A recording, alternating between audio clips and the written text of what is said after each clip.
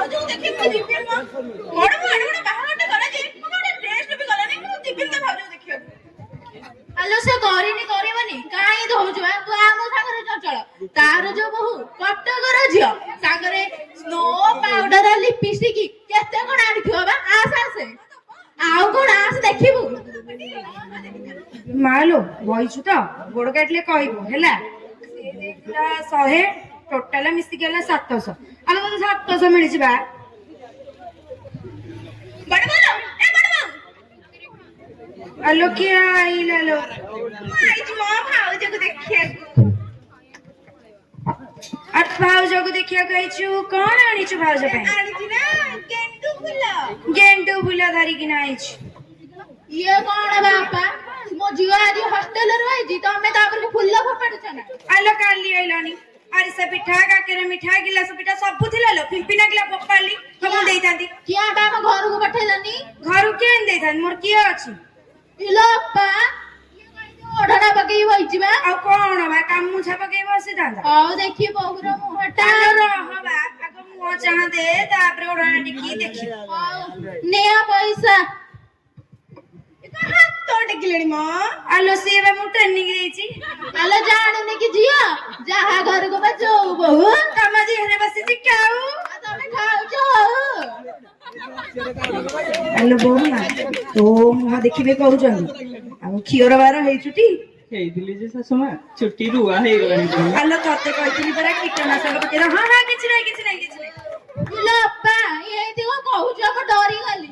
ଆଲୋ ଏତେ ଡରୁଛୁ କଣ ମ? ଆଲୋ ଝିଅ ଟର୍ଚଟା ଆଣିଛୁ କି ନାଇଁ ବା? ନାଇଁ ବା ମନେ ନାହିଁ ଆଣିନି। କଣ ବା ତମେ ଝାଡା ଯାଇଛ ଟର୍ଚ ଆଣିବ?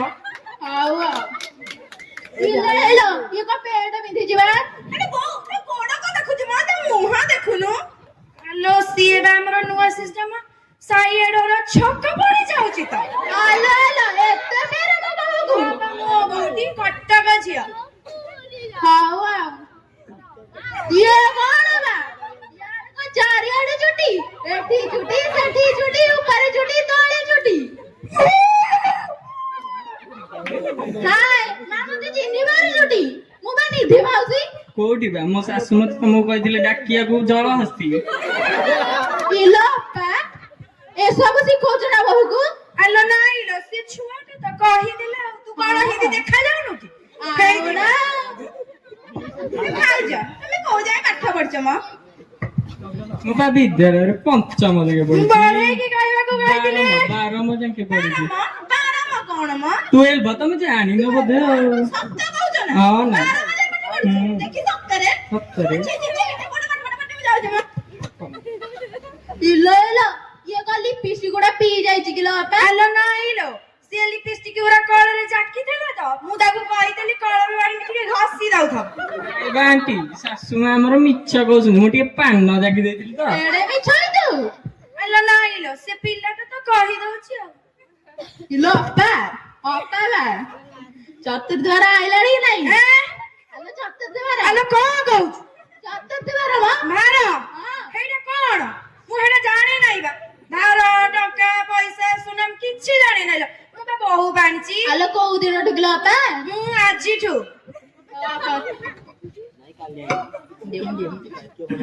ବୋହୁ ମା ଟିକେ ଖୁଡିକି ଓଳିକି ହେଇଯା। ଶାଶୁମା କେମିତି ଓଳିକି ହେବି କୁହନ୍ତୁ? ଗୋଡ ଟେକିକିନା ଲମ୍ବେଇକିନା ଶୋଇକି ଆଲୋ ତୁ ଗୋଟେ ଗୋଡ ଟେକିକି ଓଳିକି ହଉନୁ। ହଉ ଏଇଠି ହଉଛି। ଇଲୋ ଇଏ କଣ କୁକୁରଟା ନା କଣ ବା ଗୋଟେ ଟେକିକି ଓଳିକି ହଉଛି।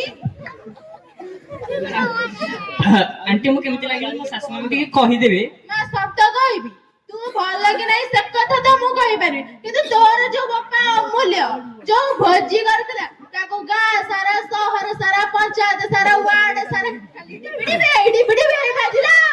ହେଇଠି ବା ଶାଶୁମା ଇଏ ମତେ ଭଲ କହୁଛନ୍ତି ନା ଖରାପ କହୁଛନ୍ତି? ଆଲୋ ଭଲ କହିବନି ବା କେମିତି?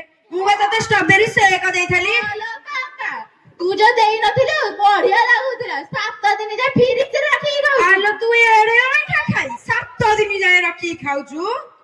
ଛି ଛି ଛି ଛି। ହଉ ଶାଶୁମା ଆମ ଭୋଜିଟା ତାହେଲେ ସେଇପଟେ କରିଦବା। ହଁ ଲୋ ସେଇଠି କରିବା।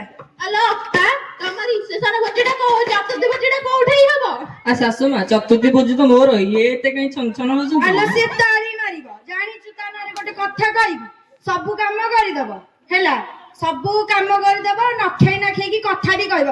ଗଲା ବେଳକୁ ମାଛ ମୁଣ୍ଡ କଣ ବୋଝେ ନେଇକି ଯିବ। ଏଇଟା ଏଡେ ଅଇଁଠା ଖାଇ, ତା ଛୁଆ ବି ଅଇଁଠା ଖାଇବ।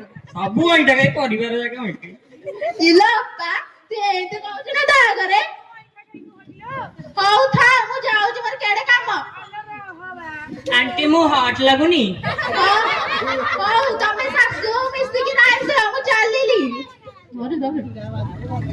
ଆଲୋ ରହବା ମୋ ବୋହୁ ଟିକେ ତତେ ଅଳିକି ହବା। ତୁ କାଇଁ ପରିଶ୍ରମ, ମୁଁ ତାଙ୍କୁ ଟେକି ଦିଏ। ଆଉ ଇଏ ତାଙ୍କ ଟେକି ଆଲୋ ନାଇଁ ଲୋ ଟେକିନି। ଆଉ ଅପା ଶୁଣୁ, ତୋ ବୋଉକୁ ତୁ ବଢିଆ ସଂସ୍କାର ଦେଇ ତାକୁ ଗୋଟେ କାମ କରିବୁ, କାହାର ନଜର ନ ଲାଗିବା ପାଇଁ କୀଟନାଶକ ଜଳାନ୍ତକ ସବୁ ଇଞ୍ଜେକ୍ସନ ଦେଇ ପକେଇବୁ। ଆଲୋ ଆମର ରିସେପସନ ଭୋଜି ସରୁ ଦେବି ହେଲେ। ହଉ ତାହେଲେ ମୁଁ ଯାଉଛି ଆଉ। ଆଲୋ ରହବା ଟିକେ ପକେଇକି ଯିବା ନା। ହେଲେ ସେଇଟା ପକେଇବାଟି। ପକେଇଦବା। ଆଉ ରହ ମୁଁ ତାକୁ ଟିକେ ଡାକି ଦିଏ। ବାଇଆଣି କମ୍ ହିଅର୍। ଆରେ ବନ୍ଧୁ